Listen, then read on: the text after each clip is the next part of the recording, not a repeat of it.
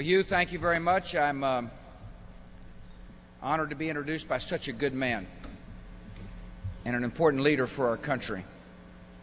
I want to thank the leadership of the National Urban League for inviting me. For those of you who don't live here, I welcome you to the nation's capital. You've come here to hold America to its founding promises of justice and opportunity. There are many items on that agenda, from economic empowerment, election reform, to criminal justice reform. Right before we came in the hall, I had the opportunity to visit with this organization's fine leadership. And my pledge to them and my pledge to you is I'll work together with you to do what's right for America.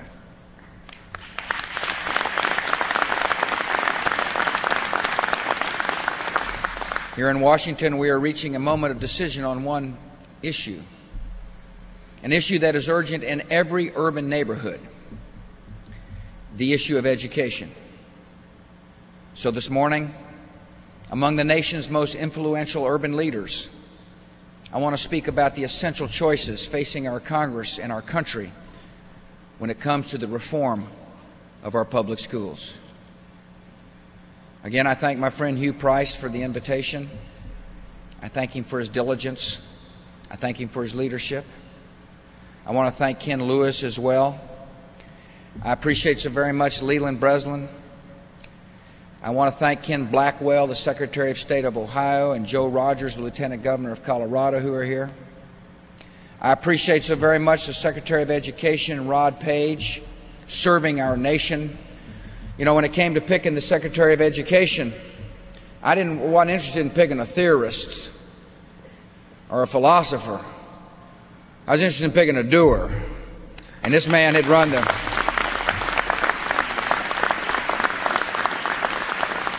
This man had successfully run the Houston Independent School District. He raised the standards, challenged the status quo when there's failure. And that's what he and I are both going to do now that we're in Washington, D.C. I also appreciate so very much Larry Thompson, the Deputy Attorney General, for joining us as well. Thank you, Larry. Where are you, Larry? Somewhere out there. The men and women of the Urban League know how important our schools are, how much good they can do in the life of a child, and how much is lost when they fail. You've seen both. The mission of the National Urban League is to secure economic self-reliance, parity, power, and civil rights. And successful schools have always been central to that mission. An equal society begins with an equally excellent schools. But we know our schools today are not equal. The failure of many urban schools is a great and continuing scandal. Rarely in American history have we faced a problem so serious and destructive, on which change has come so slowly. The most basic educational skill is reading. The most basic obligation of any school is to teach reading. Yet earlier this year we found that almost 2/3 of African American children in the 4th grade cannot read at basic grade level. For white children, that figure is 27%. The gap is wide and troubling, and it's not getting any better. That gap leads to personal tragedy and social injustice. In America, literacy is liberation, and we must set all our children free.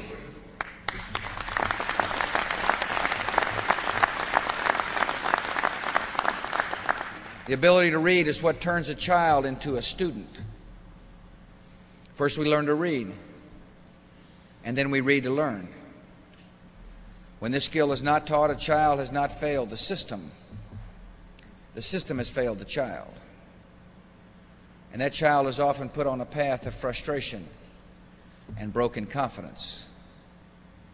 For too long, many schools have been content to blame their failure on parents, on poverty, on circumstances beyond their control. Year after year, children without schools are passed along in schools without standards. Some see this social promotion as an act of compassion. It is, in fact, a form of discrimination, the soft bigotry of low expectations. That bigotry has young casualties, and that bigotry must end.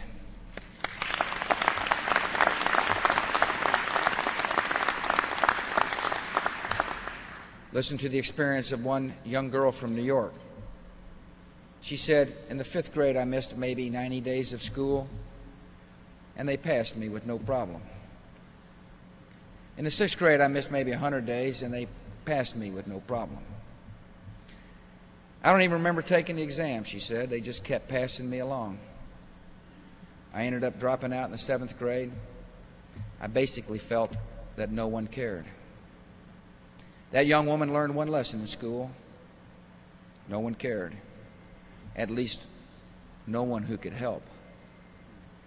Millions of children carry that same lesson throughout their lives, and we owe them better.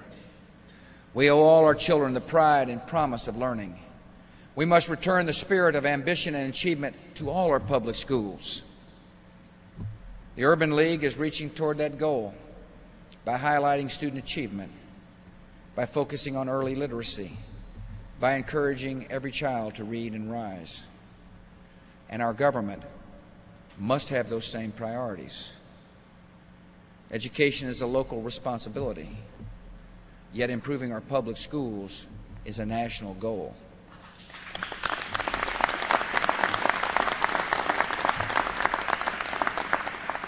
And all of us must do our part. For nearly 40 years, our federal government has tried to improve education with money alone. We invested $158 billion in Title I programs with great intentions and no measurable result. We've been pumping gas into a flooded engine. Just as faith without works is dead, money without reform is fruitless. Yet today, after decades of frustration, we're on the verge of dramatic reform. Schools must have the resources they need, and I support more spending. Local folks must be in charge of local schools because they're closest to the children and their challenges. But most of all, we need true accountability, the centerpiece of reform. Consequences for school officials must be determined by proven results for children.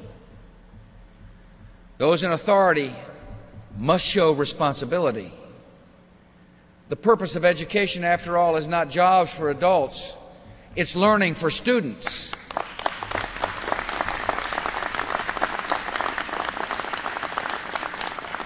Accountability is an exercise in hope. When we raise academic standards, children raise their academic sights. When children are regularly tested, teachers know where and how to improve. When scores are known to parents, parents are empowered to push for change. When accountability for our schools is real, the results for our children are real.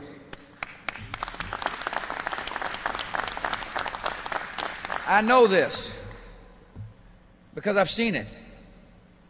In Texas, when we first introduced accountability measures, only 56% of African American 4th graders could pass our state reading test. Today, 83% of those students passed the test.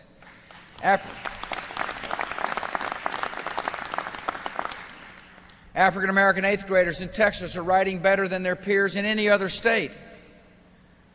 Our Texas state tests require and measure progress amongst every minority group. And the great news is we've gotten progress amongst every group in Texas. We saw supposedly hopeless schools make major progress. We saw students who had been written off find the self-esteem of real accomplishment. We saw how determined reform can confound the cynics and the skeptics. Accountability can work in all of America, and our federal government must take the side of meaningful reform. Our government must speak for disadvantaged children who are often overlooked and underestimated. I'm an activist for high standards. I'm an activist for accountability. My administration has set a great goal. We will lift the load of low expectations so that all children will rise.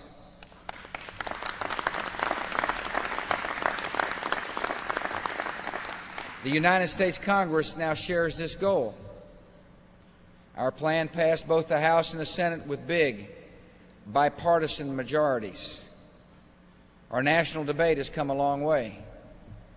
But in the short distance we have left, there are some vital decisions to be made. Our landmark education reform is now in what they call a conference committee. We're coming down to the wire. We've got to finish strong and make sure the accountability measures are right. So today I'm urging the Congress to act quickly and to act wisely on three major issues. First, we must begin where the need is greatest and focused on the lowest performing schools. The bar for adequate school performance must be rigorous, achievable, targeted to all groups, and raised gradually. No one should ask that all our goals be met overnight. These goals must be met over time. If after 3 years nothing changes for students in a failing school, their parents must be given other options, like a transfer to a better public school or private tutoring. Now, it's well known I would have preferred those options to include funds to attend a private school. Many in Congress unfortunately disagreed. Yet we all agree that schools which persistently fail must be radically restructured.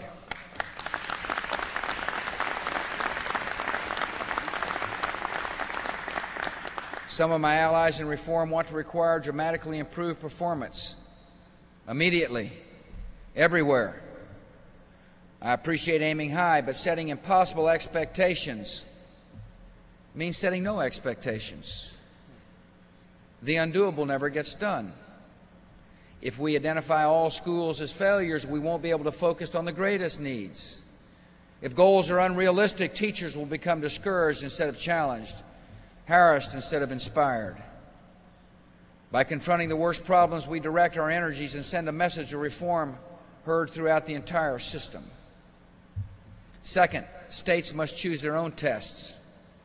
But within a state, those tests must be comparable from place to place and year to year. Right now, a state and its districts can use different tests, and that's okay by me. But there has to be a way to compare the results of those tests to one another. If state accountability systems count easy tests from some districts and hard tests from others without a method to compare them, parents won't really know who's making progress and who's falling behind. Unless there's a fair and consistent measurement among schools, there can be no accountability. Thirdly, we must have independent evidence that state tests are rigorous and state tests are real. Fortunately, we already have a proven way to get the independent evidence we need: the National Assessment of Educational Progress, or the NAEP. NAEP's not new. Over 40 states now participate. It's not a national test, and we certainly don't need one. But we do need a national report card, and NAEP serves that purpose. We need an objective check on state accountability systems, so we need the NAEP for every state. You know, not long ago, accountability was controversial. Today, the concept is widely shared. But to make a difference in the lives of children, it must be more than a concept. Accountability must be tough, yet realistic and workable. The Congress has some work to do before we reach that goal, and the time is running short. We're now in August. In 35 days, school starts in New York City. 34 days, schools open in Oakland, California. In Kansas City, Missouri, children report for class in 26 days. Principals and teachers need to make their plans for changes that will come immediately and for changes that will come next year. We're asking a lot of our schools and our teachers and our students.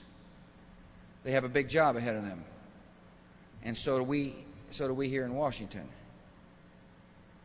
And now's the time, Congress, to get the job done. 2 years ago, when I spoke to the Urban League Conference in Houston, my Reforms for America's schools were just a set of proposals. Now these proposals are within weeks of becoming reality. I'm thanking the Urban League for your support, and I ask you to continue to work with Congress to make sure they become the law of the land. I ask you to join me in building a system of education worthy of all America's children, so that every child has a chance in life, and not one single child in the greatest land on the face of this earth is left behind. Thank you all for having me, and may God bless America.